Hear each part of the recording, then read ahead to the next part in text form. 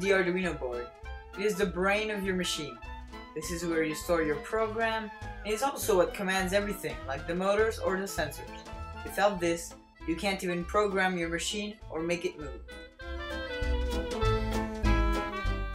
These two weird looking objects are servo motors that are going to be the moving arm of your camera, which moves the sensor around.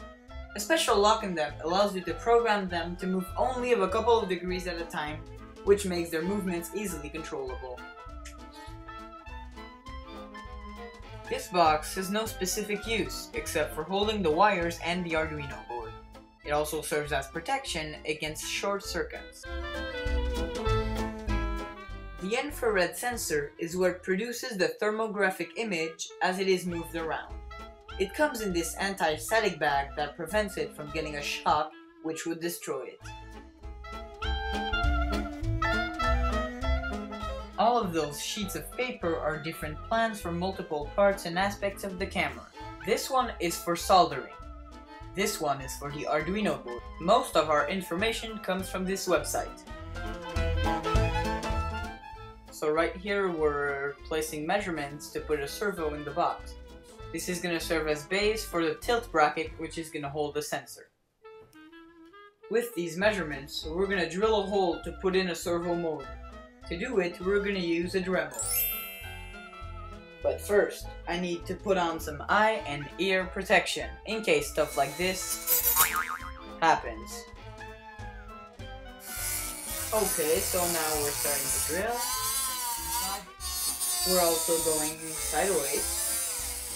Here we're drilling some holes.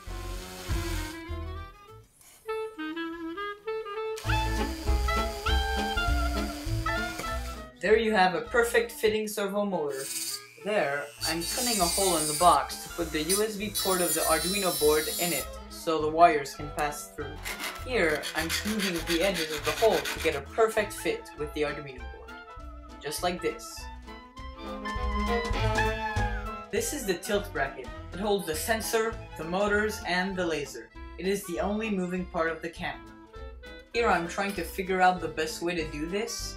Since I don't have a plan, I don't exactly know what to do, so I have to figure out for myself.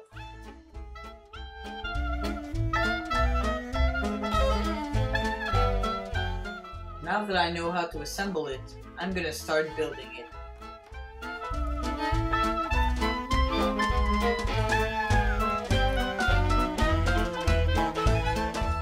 The head box is mounted on the tilt bracket.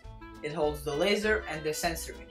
It serves as protection for the most fragile parts like the sensor and the wires.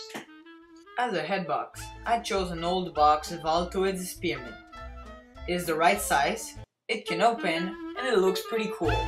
Also, it fits perfectly with its tilt bracket. After choosing the box, I had to put a couple of holes in it, just to put in the sensors and the laser. Next, we had to solder wires inside the laser to give it power. Too bad my father burnt his table with his soldering gun.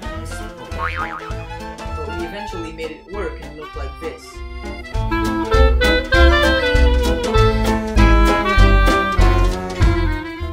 After this, I tried fitting the sensor in the hole so it looked kind of nice. I then used some JB Weld glue to glue it on. Finally, it looked like this.